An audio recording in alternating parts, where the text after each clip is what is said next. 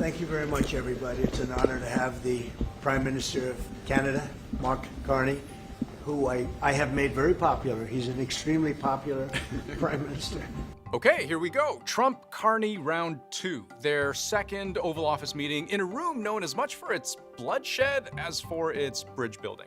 You're not winning. You're not winning this. You're in no position to dictate. You're gambling with World War III. Now, if you were looking for any real substance to come out of this meeting between Carney and Trump, let me stop you right there. There was none. No big announcements, no real policy discussions, mainly just performance. But that's something Mark Carney appears to understand. And Mark, it's an honor to have you. Thank you very much. Thank you very much, Mr. President. If I may, we'll hear those words again, because showing deference is chapter 1 of the Carney playbook to dealing with Trump.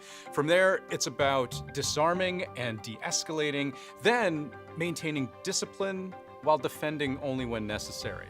Before a major event like this, every sort of word is carefully chosen and thought about. Mark Carney has to pick and choose his moments, when to push back, when to speak up.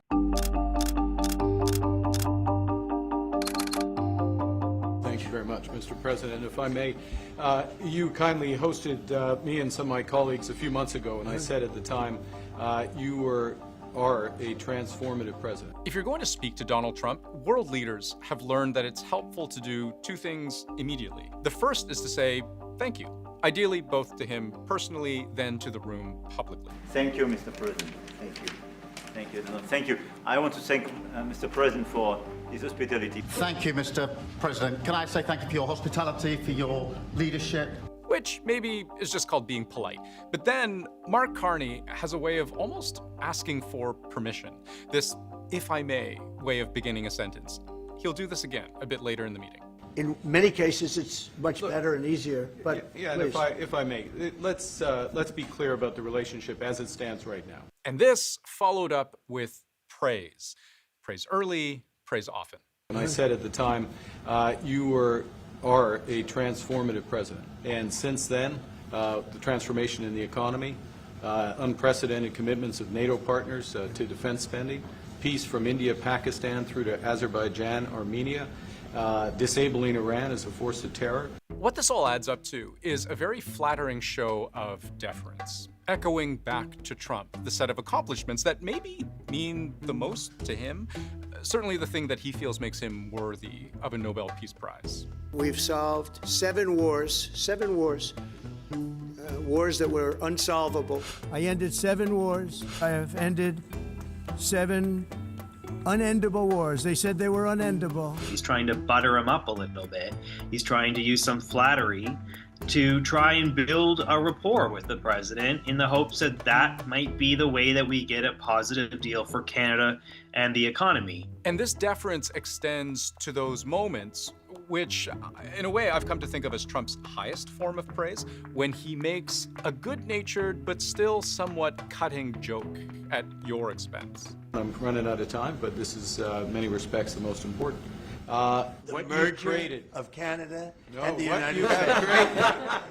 That wasn't where I was going. If you think back to the beginning of the year when Trump would make these 51st state sort of comments. Look, what I'd like to see, Canada become our 51st state. They were aggressive. There was a harsh undertone. That wasn't what we were hearing today. It's like an inside joke between the two of them. You know, he kind of gave him a slap on the arm. There was sort of a warm exchange between the two of them when he used that quip during Carney's remarks. For the first time in decades, hundreds of years, thousands of years, this prospect of peace that you've made possible, Canada stands foursquare behind those efforts, and we'll do whatever we can to support Very that. nice.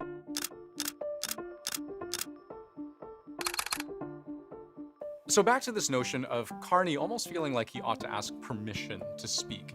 In the entire 30-plus minute news conference, Carney is only asked one direct question by a reporter. And even that was only because Trump made it so. A question for the president. And what came was a question worded to provoke. Mr. Carney, Mr. Prime Minister, I'd like to know how come the UK and the European Union have succeeded to sign deals and bring the tariffs down, and Canada still hasn't been able to do the same? And there are many ways to take that question, because Imagine you're the Canadian Prime Minister and you're asked about your country's failure to bring tariffs down. You're probably at the same time wondering, why don't you ask the guy who brought them up in the first place? But Carney's answer is first to de-escalate, accentuate the positive. If I may, let's be clear about the relationship as it stands right now. We are the second largest trading partner of the United States. We do a lot of trade going across the border where we're cooperating, first thing. Secondly, and he goes on to make another point about how much Canada invests in the U.S. He sort of tried to answer without saying much of anything, without making any commitments or anything like that, without criticizing Trump or the U.S. position in these negotiations. What he was clearly doing in this meeting was trying to get on Trump's good side and stay there. But after de-escalation, Carney makes an attempt to disarm. Not the reporter, but Trump himself.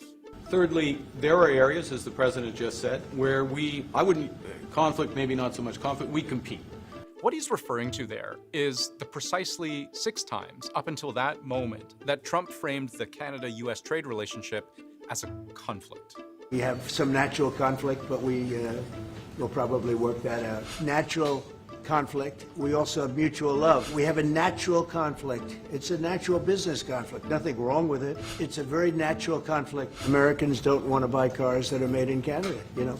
I mean, we have the same conflict. You win or you lose. And he sees Canada as a natural conflict, and that, you know, the American economy is in conflict with the Canadian economy because they want the same things, right? They want auto jobs, they want steel jobs. And Donald Trump campaigned on rebuilding these kinds of industries. Then Carney frames the relationship in a slightly different way, one that he surely understands Trump will relate to. Conflict, maybe not so much conflict, we compete. And you know how many times Trump uses the word conflict from that point on for the rest of the news conference? 0. Instead, leaning on this other, perhaps more intuitive language. And Canada is very competitive. I can tell you that. Canada is a very competitive country. Competitiveness. She's a very competitive person. Mark Carney did what Canada has been trying to do for so long, is offer a gentle course correction to try and maybe present the Canadian view that says, okay, maybe not conflict, but competition, and try to make the overall case that Canada is better and the United States is better when they work together.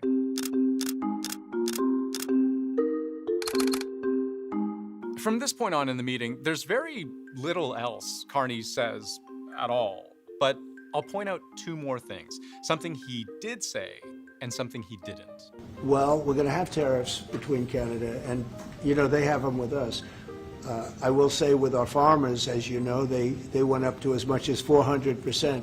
So right here, Trump is talking about Canada's tariffs on U.S. dairy, a long-standing trade irritant between the 2 countries. They're charging us over 200% for dairy products, 250%, 270% tariffs. But that doesn't quite tell the whole story, because Canadian companies don't ever actually buy enough dairy to the point where any of those on-paper tariff rates actually kick in. And Carney could point that out, except we see what looks to me anyway like restraint. 400%, 250, 300, and even one at 401. We found one having to do with a very small product, but it was high. He doesn't really respond at all, does he? You can kind of almost see the wheels turning, like he's considering what an interruption on his part might sound like. Or maybe he just zoned out. I guess I have no real way of knowing. But it seems to me like he's made a choice here. It's a delicate dance because Donald Trump is the host. Donald Trump is unpredictable, and you don't go into someone's home and start lecturing them. That's not going to get you very far with Donald Trump. I don't think that's going to get you very far with any world leader. And of course, Carney will have carefully considered what can happen absent this kind of discipline. What kind of diplomacy, JD, you are speaking about? What do you mean? I'm talking about the kind of diplomacy that's going to end the destruction of your country. Yes, but if you Mr. President, with respect, I think it's disrespectful for you to come into the Oval Office and try to litigate this in front of the American media. So I think Mr. Carney decided, you know what, we will hash out the terms of these deals in private. It's not in my best interest to go after the president with the cameras rolling. Effectively, there is a time and place for disagreement. The one moment we see that from Mark Carney is when it comes to disputing Trump's OG rationale for imposing tariffs on Canada at all. Is the fentanyl crisis over with Canada, with the Canadian border? Is what? The fentanyl crisis. No, it's not over. It's never, I think it's never going to be over, frankly. So we've gotten it down. It's down substantially. It's less than 1%, but it's, look, it's still too much. It's too much at home in Canada. A lot of people. Yeah, we got to stamp it out. Here, we know Canada represents less than 1% of all fentanyl seized in major busts at the U.S. border. The vast majority of fentanyl is coming from Mexico. But the interesting thing is that Carney said, we hear you. You're concerned about this. I think Canada, let me put it this way, I can tell you this because I deal with lots of leaders all over the world. He is a world-class leader. He's a man that knows what he wants, and I'm not surprised to see that he won the election and won it substantially, and I would think he's more popular now. He's a good man. He does a great job, and he's a tough negotiator. So here's where I think this all lands. If you measure success in a meeting like this by measuring substance, or even strength, you might see this as Carney's failure. Now those Elmos have come down, the American tariffs have doubled, we have by far the weakest economy in the G7. But if you measure success by survival, or even the extent to which the relationship can be smoothed out, then maybe you walk away with a different take. So then what's holding things up? If he's a great man and you want to do a deal with Canada, why aren't you? Because I want to be a great man, too. Thank you very much.